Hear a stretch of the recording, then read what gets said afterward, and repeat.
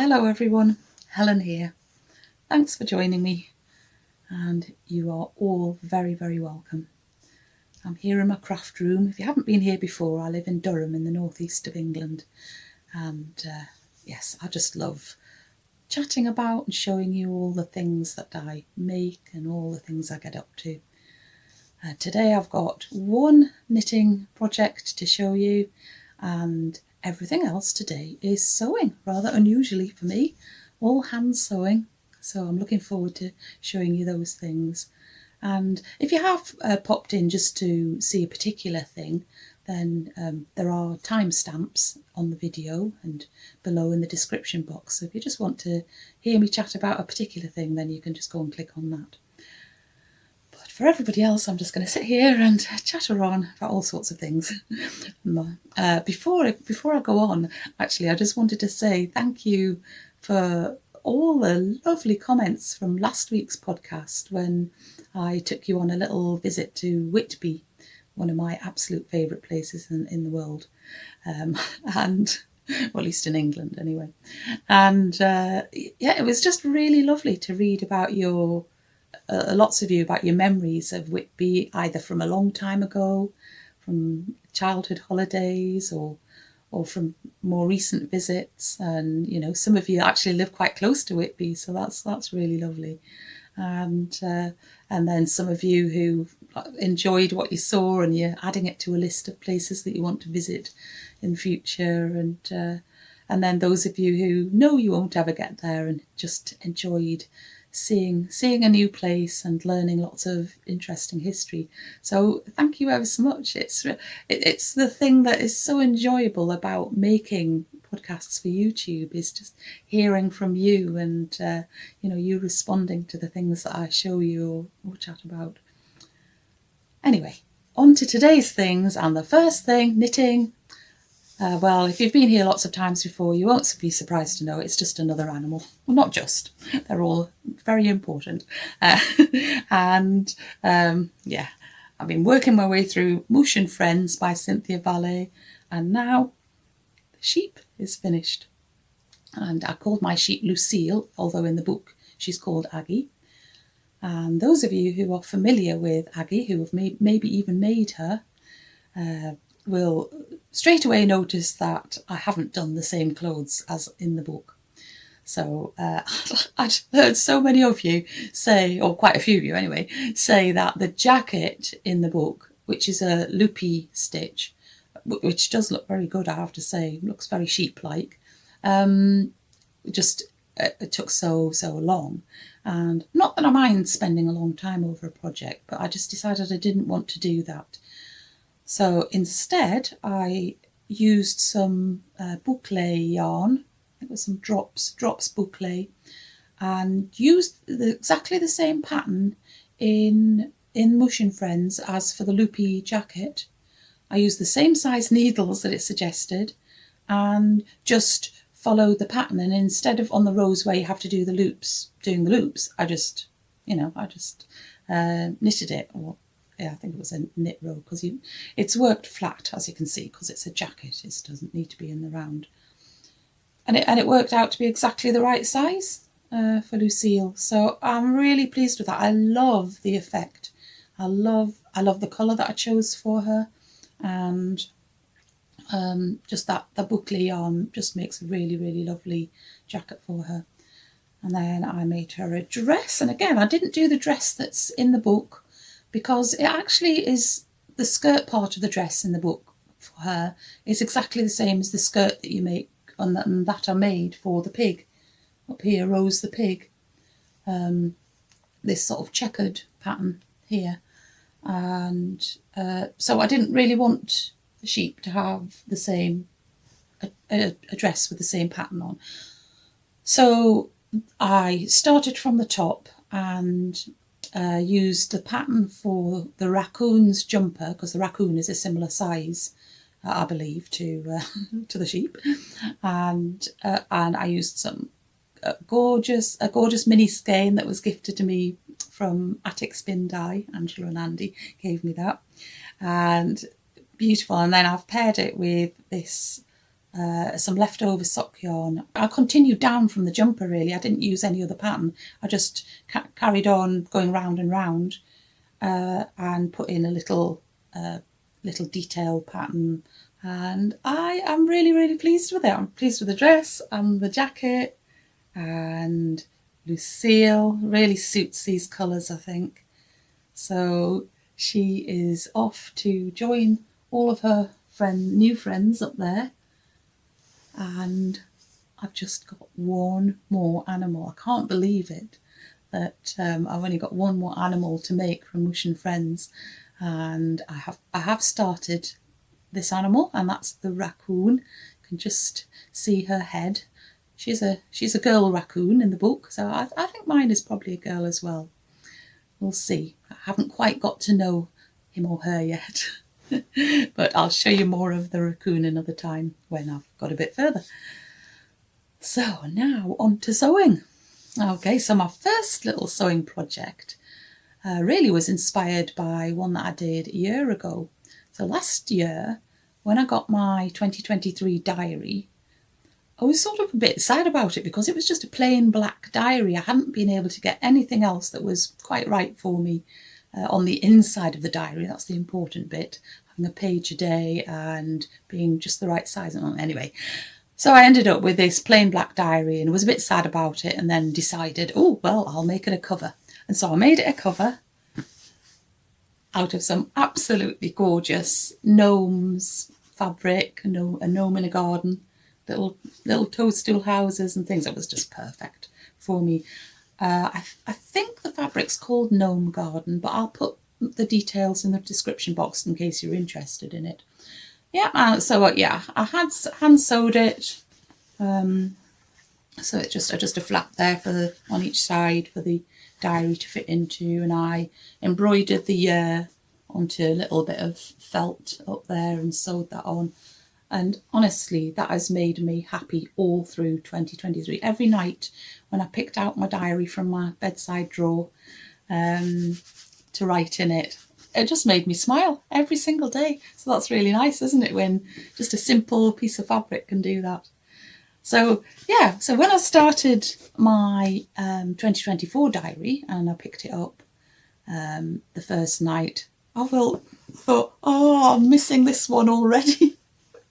And although it's not black, my new diary, it's plain red, I thought, well, I think I'm just going to have to make it a cover, and then I'll be happy when I pick it up each night.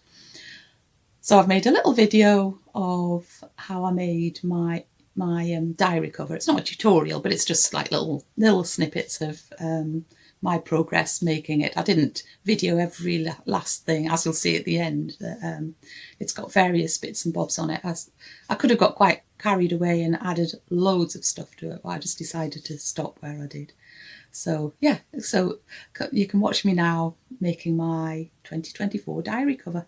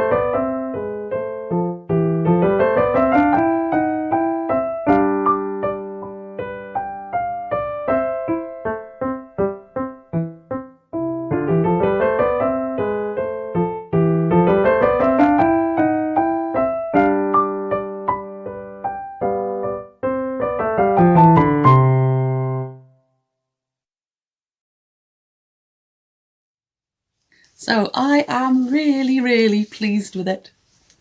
I really like it. It feels nice and soft because it's all felt. And yeah, it gave me a little bit of practice in embroidery. Embroidery is not my thing. I am an absolute beginner in embroidery, really. But it gave me lots of practice and, a blanket stitch around the edge and a few French knots here. I do love doing French knots, but yeah, I do need practice on doing them. And yeah, so that's really good. And so that's the diary cover. So that was my first little project. The next little project is a very little one and only the very start of it. When I was trying to decide what to do for a diary cover, I was looking first of all through the little collection of fabrics I've got. I mean, I haven't got masses of fabrics, but well, they fit two of my little shelves over there. I thought, I haven't used any of this fabric for absolutely ages. And I thought, I really must do something with it. And just by sheer good luck, I watched my lovely YouTube friend Penny on Penelope's Chinwag podcast just a few days ago. And she did the most brilliant tutorial on how you do Quilt-as-you-go. And by the way, if you haven't watched Penny on Penelope's Chinwag, please go and visit her. I'm sure you'll really enjoy watching her.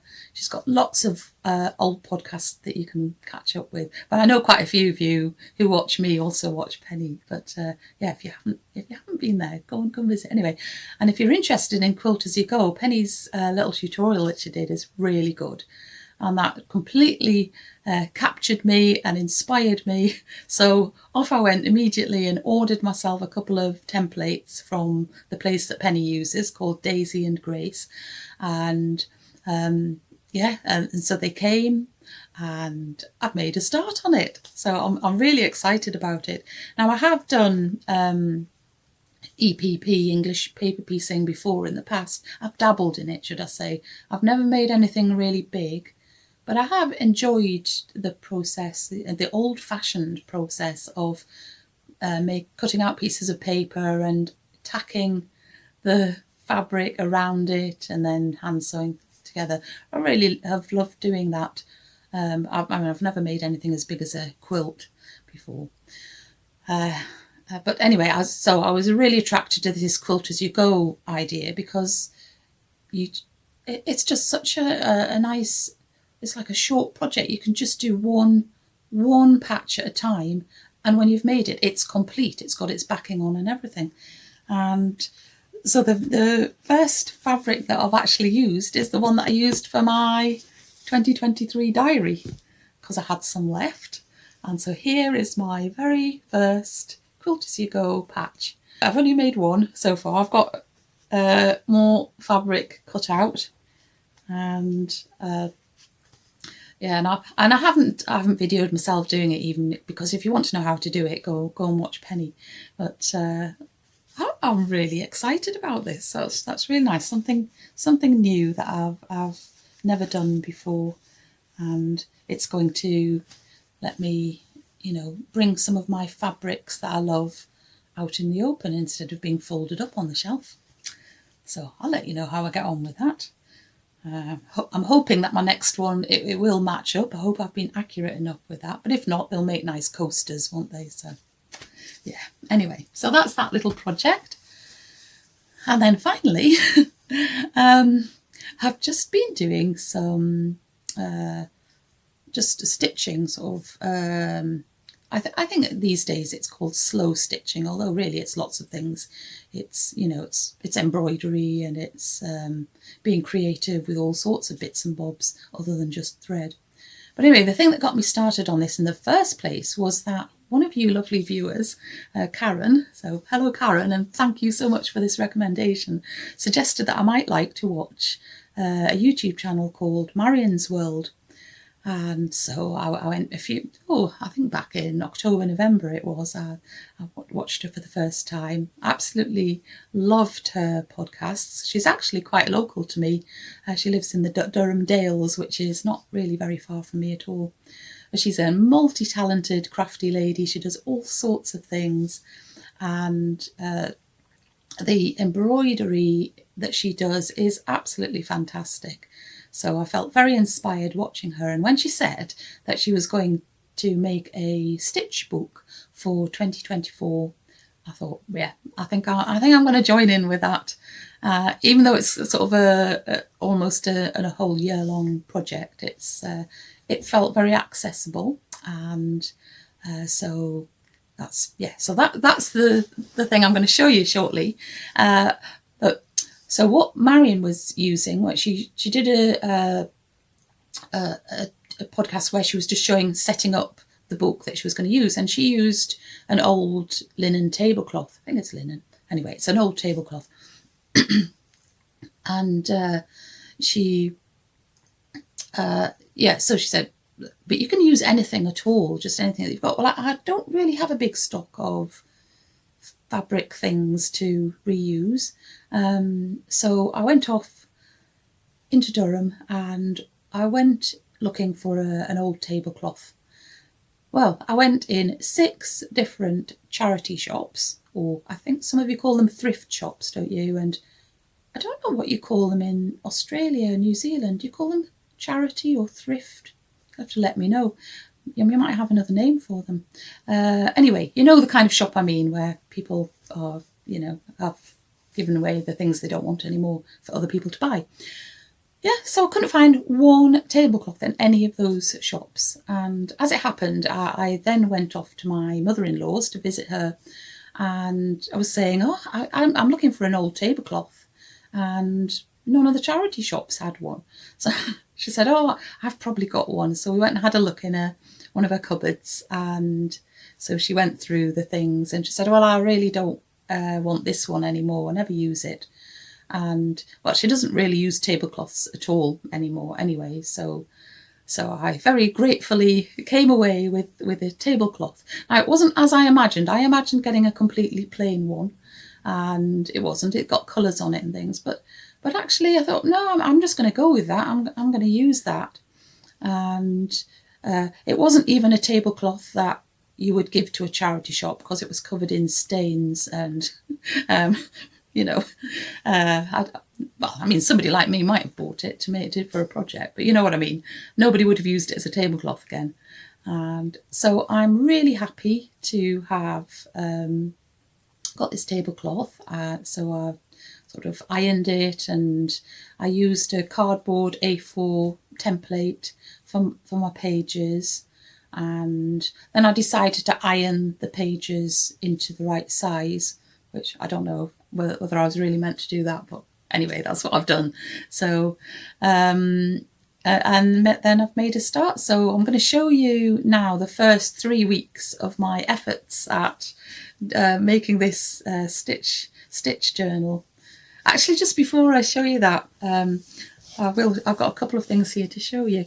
I did start a stitch journal 3 years ago, and it was that was when I was first being introduced to this idea of slow stitching as a kind of just mindful activity that, is just a lovely thing to do and a way of expressing your creativity and all sorts of things. There's ever such a lot of benefits of it.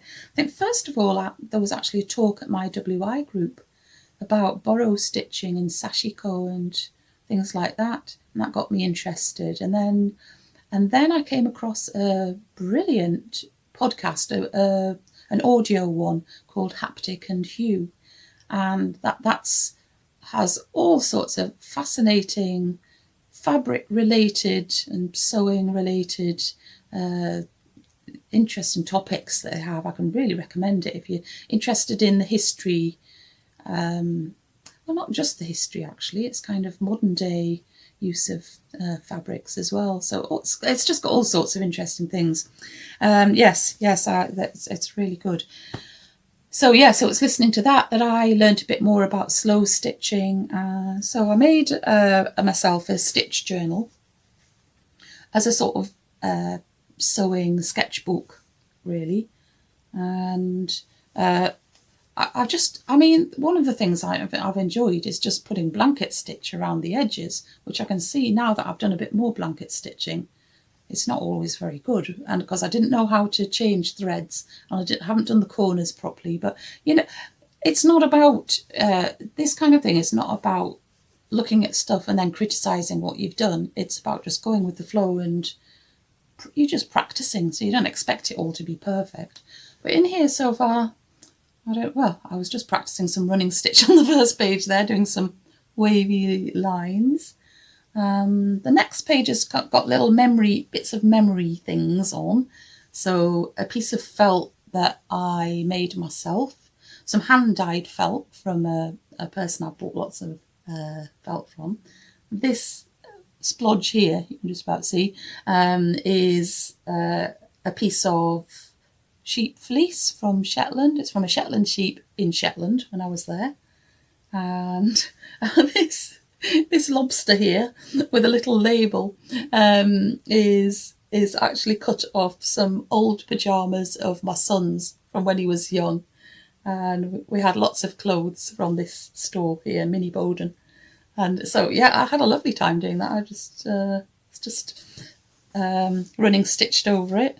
Then on this page here, I've got a lovely piece of fabric with lots of crisscross lines on it, which just invited me to do some little practice in each little section. So I've got some more French knots there and a lazy daisy stitch and things like that. And I think there's only one other page that I started to do. Oh no, I've got a page with just some bits of fabric on that I like. And then here I started practicing my back stitch to do a quote. Can't really see with the light. Hopefully I'll show you a photo instead. I haven't finished that page, but I'm sure I will come back to it. To pay attention. This is our endless and proper work by Mary Oliver.